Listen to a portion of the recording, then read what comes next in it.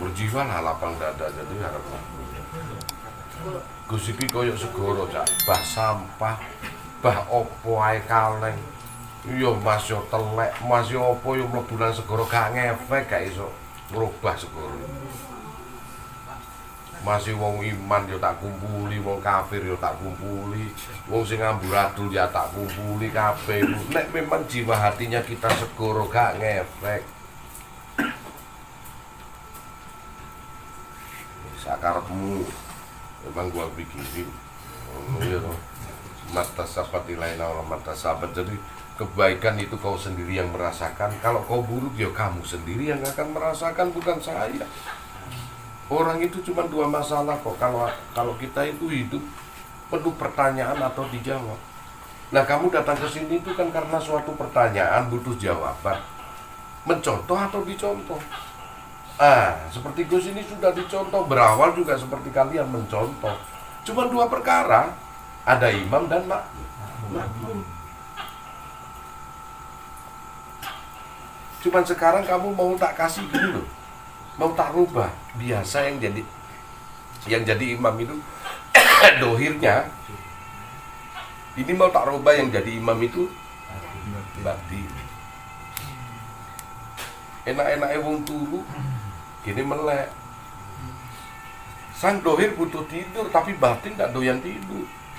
Sang dohir butuh makan, batin malah disuruh puasa. Masih kurang kita. 12 bulan itu kita ibadah batin cuma Ramadan. 11 bulan ini pendohiran terus yang dilakukan. Ritual terus tanpa spiritual. Nah, ritual itu butuh tempat yang kita tahu seperti kita berangkat haji. Tapi spiritual itu butuh makna dari yang kita datangi tadi. Butuh makna. Bisakah orang Nasrani itu berdoa di depan Ka'bah itu dikabulkan Tuhan? Nggak bisa, karena ritual dan spiritual berbeda. Bisakah kita ini orang Muslim berdoa di patung Bunda Maria lantas dikabulkan? Tidak bisa, karena ritual dan spiritual berbeda. Nah, ritual itu didatangin karena kita datangin itu harus tahu supaya spiritual kita komplit, makna. Kita butuh makna. Syariat itu adalah kita jalankan, harus kita jalankan. Tapi hakikat butuh makna dari syariat. Nah kalau kamu tinggalkan syariat berarti apanya yang mau dihakikati? Bagaimana kita bisa mencari itu minyak kelapa sedangkan kita itu meninggalkan syariatnya kelapa? Bahan bakunya nggak ada.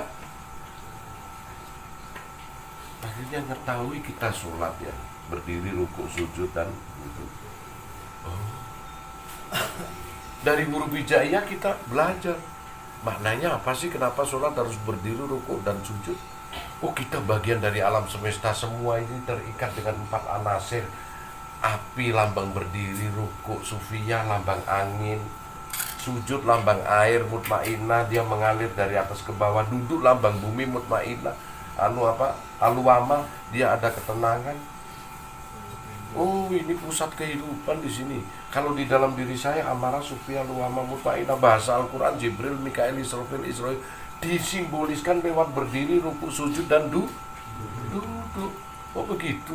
Dalam konteks matematika aja bisa tidak terjebak kalau kita mengetahui 4 anasir. Apa? Tambah, kurang, bagi, kali. Gak akan bisa lepas kita.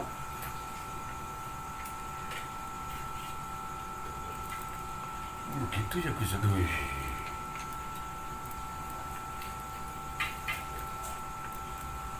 Nah, lantas setelah kita bersyariat itu tahu makna. Kenapa sih kok pakai waktu kalau subuh 2 rakaat ya? Kita lakukan terus ini sampai berapa tahun? Maksudnya apa kok harus subuh? Kok duhur mesti 4 rakaat juga? Asar juga 4 rakaat, waktunya pas jam 3 sore ya. Maghrib 3 rakaat. Anehnya Isya jarak tempuhnya cuma setengah jam lebih, 4 rakaat. Kau kan sedang bertanya, menunggu jawaban makna. Nah, makna ini berada pada langkah spiritualitas. Sedangkan yang kau lakukan ini ibadah gerak yang disebut ritualitas. Makna berada pada statis diammu. Kita punya badan dua, badan kasar sama badan halus. Badan kasar ini dibuat gerak supaya kita hidup. Gerak yang paling bagus untuk sholat. Tapi badan statis yang diam ini butuh untuk memaknai, menafsiri, dan mengingat. Namanya spiritualitas. Jadi kalau kau ritualitas dengan spiritualitas tidak mengenal spiritualitasmu, batinmu, maka kau manusia hidup yang tanpa makna. Manusia yang hidup tanpa makna. Makna ini untuk sifat. Nah kemarin itu dia kurang cerdasnya itu si Yasin, hingga latifahnya dia berjalan hingga itu dah wala takfu ma laysa laka ilmu nglakoni amal. Lu karo ilmune gurung toto. Durung cukup 2,5 bulan. Keburuan duluan latifah-latifahnya hidup.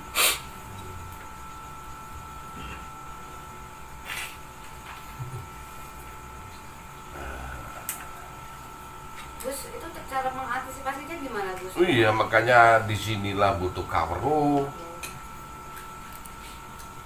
Bagaimana kalau wadahmu kecil sementara isinya besar? Sulitlah kamu masuk. Tapi bagaimana kalau wadahmu besar, isi itu akan masuk sendiri. Nah, jangan kawruh begini, itu membuat wadah ngajibak.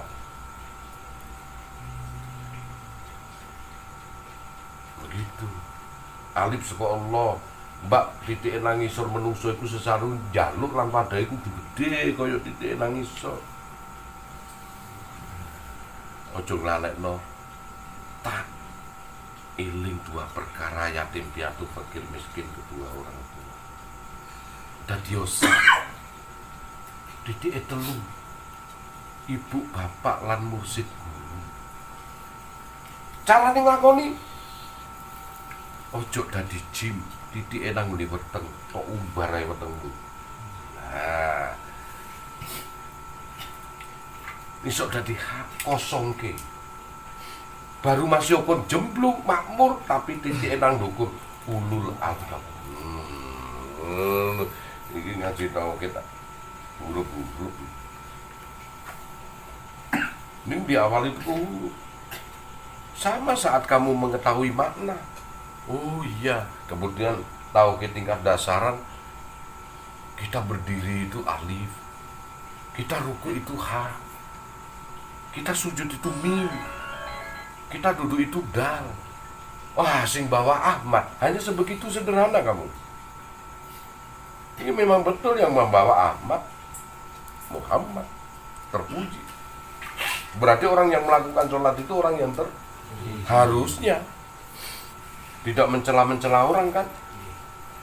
Inna sholata tanhani fasai wa mungkar, sesungguhnya sholat itu mencegah dari perbuatan keji dan mungkar. Tapi dia sholat masih keji mungkar ngelok-ngelok ngomong. Berarti sholatnya tidak ada mak. Nah itu kan. Nah ambil. Nah kemudian kenapa ya?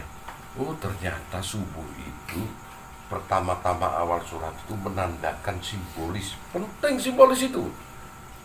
Wah simbolis saya rasa nggak penting. Ayo dibuktikan seberapa penting itu simbolis dalam hidup kita. Kau lihat bendera merah putih, hanya seonggok kain yang harganya murah deh. Merah kau pisahkan, putih kau pisahkan, kau injak, nggak masalah. Coba dijadikan simbolis bendera. Injak sekarang di pasar. Aku yakin ada masalah deh. Aku yakin ada masalah.